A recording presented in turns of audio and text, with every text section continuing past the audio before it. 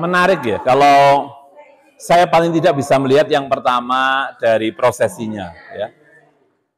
Ada partisipasi dari mahasiswa PMM, program Mahasiswa Merdeka Belajar. Itu menarik dan mereka tampil gitu ya di depan publik, dan memang harus kita biasakan seperti itu karena memang apa? Biasanya kegiatan-kegiatan seperti itu tidak sampai diketahui oleh orang tua. Ya. Dan mahasiswa semester akhir biasanya kan acuh tak acuh juga dengan program PMM karena fokusnya sudah mau lulus kan gitu ya. Jadi kita libatkan mahasiswa PMM.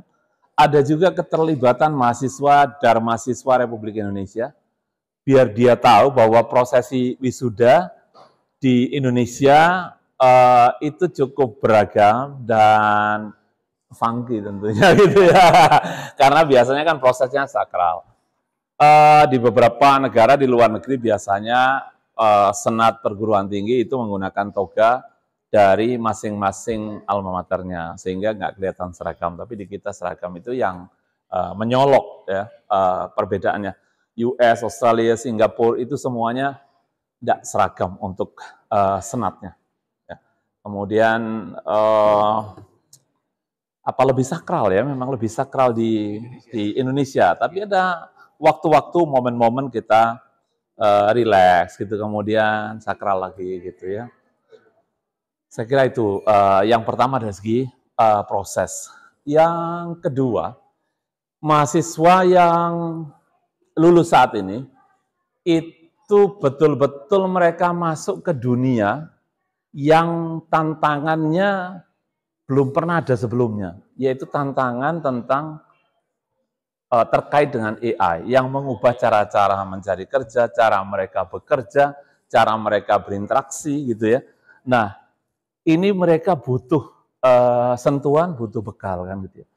Bukan berarti kami tidak membekali, secara hard skill sudah, secara soft skill sudah, tapi perlu kita ingatkan bahwa setelah lulus, this is not the end of the world, of the end of study. Long life learning itu nomor satu, bahwa belajar terus-menerus tidak ada hentinya. Karena kayaknya cepat sekali ilmu itu ansih obsolete, cepat sekali gitu ya. Dengan perubahan teknologi dan AI ini cepat sekali perubahan teknologi ilmu itu. Ya. Pengayaan-pengayaan di mana-mana. Yang kedua, kita kasih pesan juga tentang apa ethical consideration, bahwa AI itu bukan produk sendiri, tapi produk yang diciptakan gitu ya oleh manusia, for better or worse, untuk yang lebih baik atau yang lebih jelek kan gitu. Jadi itu representasi daripada values sebetulnya. Nah, coba mereka kita minta untuk memperhatikan itu. Ya. Kalau belajar, saya kira mereka bisa ada platform edX, ada Coursera, ada LinkedIn, and so on ya. Kemudian kita himbau juga mereka cepat-cepat bergabung dengan professional association. Ada IAI, ada IAPI, ada CFA, CFP. Asosiasi-asosiasi itu biasanya menawarkan webinar series, kemudian pelatihan-pelatihan industri masa kini, dan so on. Dan tentu saja akan memuat hal-hal atau pengayaan terhadap artificial intelligence ini.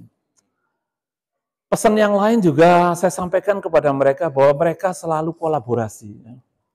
Bahwa sebenarnya produk yang ada sekarang itu, yang sifatnya mendunia itu dari hasil kolaborasi. Jadi nggak bisa ilmu ekonomi sendiri kan gitu ya. Misalnya tadi saya sampaikan bahwa